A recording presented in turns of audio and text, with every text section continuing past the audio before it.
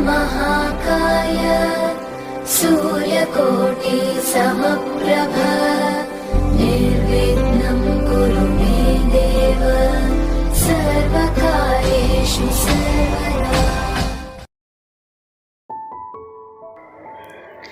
आप सभी को गणेश चतुर्थी की हार्दिक शुभकामनाएं। हेलो, मेरा नाम है गौरव और आप सुन रहे हैं कुछ किस्से जिंदगी के। कैसे हैं आप सब? उम्मीद है खुश रहने की पूरी कोशिश कर रहे हैं। चलो, अच्छी बात है। बाय द वे, आज 25 सितंबर है और आज का दिन मेरे लिए स्पेशल इसलिए भी है क्योंकि मेरे खास दोस्त का आज जन्मदिन है। उसका नाम भी गणेश है। Happy birthday Ganesh. मेरी भगवान से बस यही दुआ है कि तू जिंदगी में खूब तरक्की करे और अपने परिवार का नाम रोशन करे। तो चलिए ये किस्सा शुरू करते हैं। ये बात है 2018 अक्टूबर महीने की। उस वक्त मैं बोरीवली में एक सीए के पास नौकरी करता था। नवरात्रि बस शुरू हुई ही थी। उन दिनों मैं और मेरा दोस्त काफ़ी समय से एक फ़ोन लेना चाहते थे क्योंकि हम दोनों का ही फ़ोन खराब हो गया था। हमारा बजट कम था और फ़ोन में खूबियों की लिस्ट बड़ी थी। ज़्यादा महंगा फ़ोन खरीदने की उस वक्त हैसियत नहीं थी हमारी, इसलिए सस्ता और टिकाऊ वाला फ़ोन यूज़ कर रहे थे।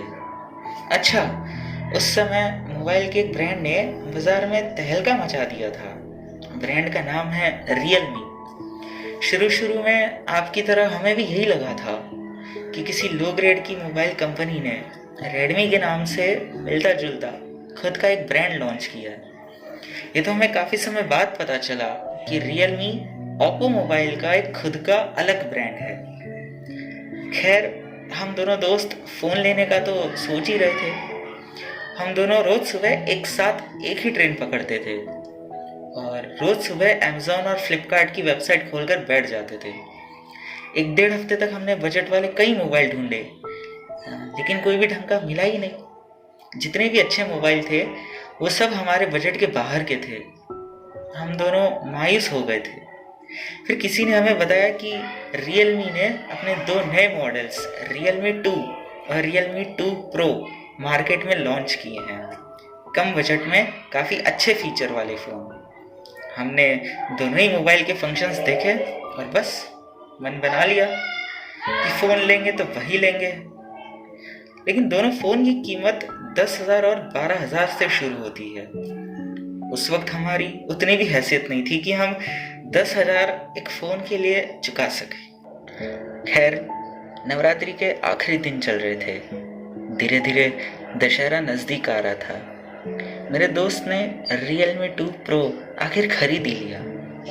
एक दिन हम दोनों साथ में गरबा खेलने कहीं जा रहे थे। मैं तैयार होकर उसके घर पहुंचा तो उसने बताया, भाई तेरे लिए एक सरप्राइज़ है। मुझे लगा कि उसकी शादी फिक्स हो गई है। उसने कहा कि शादी वादी नहीं, लेकिन उसने फ़ोन खरीद लिया है। मुझे यकीन नहीं हुआ तो उसने मुझे अपना नया नवेला चमचमाता काले रंग में सजा रियलमी 2 प्रो फ़ोन दिखाया। मेरी आंखें चमकने लगी और बस मैंने भी ठान लिया कि अब तो मुझे फ़ोन लेना ही है। धीरे धीरे वक्त बीतता गया। दशहरा भी चला गया और दिवाली का टाइम नज़दीक आ रहा था। मैं जो मोबाइल यूज़ कर रहा था उसकी स्क्रीन पर बारीक बारीक लाइन आने लग गई थी जो ध्यान से देखने पर ही दिखती थी। मैंने अपनी मम्मी को अपना फ़ोन दिखाया और आखिरकार मेरी मम्मी ने मुझे नया मोबाइल खरीदने के लिए परमिशन दे ही दी, लेकिन बजट सिर्फ 10,000। मैं खुश तो था कि चलो परमिशन तो मिली, लेकिन थोड़ा सा दुखी भी था क्योंकि मुझे वही मॉडल लेना था जो गणेश ने लिया था, लेकिन उसका दाम 12,000। अब क्या करें? वो कहते हैं ना, जहाँ चाह है वहाँ राह है। तो मेरा एक दोस्त है, बहुत खास, बहुत प्यारा, विनय। उसने मुझे बताया कि फ्लिपकार्ट और अमेज़ॉन वाले एक्सचेंज पॉलिसी में पुराने फ़ोन के बदले नया फ़ोन देते हैं, लेकिन ऊपर कुछ पैसे देने पड़ते हैं। बस मैंने रियलमी 2 प्रो बुक कर लिया। उसकी डिलीवरी धनतेरस के दिन होने वाली थी। मैं एक एक दिन एक्साइटमेंट में अपने मोबाइल का वेट करते रहता। और देखते ही देखते धनतेरस भी आ गया। उस दिन मैं अपने घर पर था। मैंने अपने पुराने मोबाइल में से अपना सिम कार्ड और मेमोरी कार्ड निकाल लिया था और पुराने फ़ोन को विनय के घर पर रखा था, क्योंकि नए मोबाइल की डिलीवरी उसी के घर पर होने वाली थी। कांटेक्ट के लिए उसे मैंने अपनी मम्मी का नंबर दिया था। दोपहर का वक्त था। डिलीवरी बॉय मेरे दोस्त के घर पे गया। मेरे दोस्त का फ़ोन आया और मैं बस उसके बोलने का वेट कर रहा था, लेकिन वक्त को शायद कुछ और ही मंजूर था। उसने मुझे बताया कि डिलीवरी बॉय ने मेरा पुराना मोबाइल को देखा और फिर 10 मिनट के बाद उसने वो लेने से मना कर दिया। मैंने कारण पूछा कि भाई क्या बात हो गई, तो उसने बताया कि मेरे फ़ोन में डिफेक्ट है और एक्सचेंज पॉलिसी में डिफेक्ट फ़ोन नहीं आता है। ये सुनकर मेरा दिल बैठ गया। मैंने कितने सपने देख रखे थे, जब मेरा नया मोबाइल आएगा, जब मैं अपने दोस्तों के साथ घूमने जाऊंगा तो अपने मोबाइल से अच्छी अच्छी तस्वीरें लूँगा। उस एक कॉल ने मेरे सभी सपने एक पल में तोड़ दिए थे, लेकिन उम्मीद की एक किरण अभी भी बाकी थी। विनय ने मुझे बताया कि अगर मैं एक्स्ट्रा 2000 रुपये दूंगा तो मुझे नया मोबाइल मिल तो जाएगा, लेकिन पुराने फ़ोन के एक्सचेंज में नहीं मिलेगा। बस अब मुझे 2000 रुपये का जुगाड़ करना था। मैं और विनय भागम भाग करने लग गए, क्योंकि डिलीवरी बॉय ने कहा था वो उस एरिया में शाम को 5 बजे तक ही है और अगर हमने टाइम पर पैसे नहीं दिए तो वो रिटर्न चला जाएगा और दिवाली के बाद ही आएगा।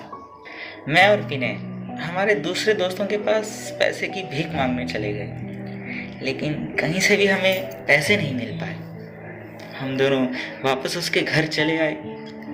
मेरे दोस्त की मम्मी ने मुझे उनका एटीएम कार्ड दे दिया था ताकि मैं एटीएम से पैसे निकाल सकूं, क्योंकि उस वक्त उनके पास कैश नहीं था। मैं खुशी खुशी उनका एटीएम कार्ड लेकर नीचे आ गया और आसपास एटीएम मशीन ढूंढा। एक बिल्डिंग छोड़ के मुझे एटीएम दिख गया। मैंने अपने दोस्त को एटीएम के पिन के लिए कॉल किया। पिन नंबर के बदले मुझे जो जवाब आया उससे मेरा दिल फिर एक बार टूट चुका था। वो आंटी अपनी एटीएम का पिन नंबर भूल चुकी थी। ना उन्हें ना मेरे दोस्त को वो पिन नंबर याद था। मैं हताश सा उन्हें एटीएम कार्ड सौंप कर अपने घर लौट आया। शाम हो चली थी। शाम के 4:30 बज रहे थे।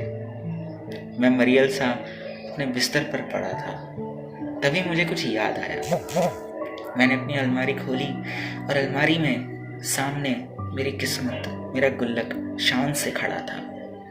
मैंने अपना गुल्लक टटोला तो उसमें 1 रुपये, 2 रुपये, 5 रुपये के कुछ सिक्के और 20 और 50 के कुछ नोट थे। उन सब चिल्लर को मैंने जमा किया तो 800-900 रुपये तक इकट्ठा हो गए थे। अब बस 1100-1200 रुपये और चाहिए थे। मैंने विनय को तुरंत फ़ोन लगाया और उसे भी यही आइडिया दिया। उसके पास भी 700-800 रुपये जमा हो गए थे। तो कुल मिलाकर 1500 रुपये तक हमने जमा कर लिए थे और अब बस 500 रुपये की कमी थी। हमने डिलीवरी बॉय को कॉल लगाया और उससे कहा, भाई तुम्हारे पैसों का जुगाड़ हो गया है, तुम जहाँ कहीं भी हो आ जाओ। उसने कहा ठीक है और हमने फ़ोन काट दिया। समय शाम के 4:50। हम नीचे ही खड़े थे, उसका इंतज़ार कर रहे थे। वो डिलीवरी बॉय अपनी साइकिल पर मेरे दोस्त की बिल्डिंग तक आया। हमने उसे पैसे दिए। 500 और 2000 के कड़क कड़क नोटों के बीच हम उसे 1500 रुपये की चिल्लर थमा रहे थे। हमें शर्म भी आ रही थी और हंसी भी। उसने पैसे गिने और कहा, अरे इसमें अभी भी 500 रुपये कम है, मैं आपको ये फ़ोन नहीं दे सकता, आई एम सॉरी। मैंने और विनय ने उससे बहुत रिक्वेस्ट की, लेकिन वो नहीं माना। हमने हमारे पैसे लिए और किसी जंग में हारे हुए सिपाही की तरह अपने अपने पवेलियन लौट रहे थे। तभी पीछे से एक आवाज़ आई, रुको 1 मिनट। हमने पीछे पलट कर देखा। आवाज़ उसी डिलीवरी बॉय की थी। वो हमारे पास आया उसने मोबाइल के बॉक्स को मेरे दोस्त के हाथ में थमा दिया और मेरे पास से रुपए लेकर कहा, हैप्पी दिवाली। हम दोनों दोस्त एक दूसरे को देख रहे थे कि भाई ये क्या हुआ अभी। विनय ने आंखों के इशारे से उससे पूछा तो उसने बताया कि आप दोनों ने इस मोबाइल को पाने के लिए जो जज्बा दिखाया है और जो चिल्लर जमा की है उससे वो काफ़ी प्रभावित हुआ है और इसलिए उसने 500 रुपये माफ़ कर दिए। क्या?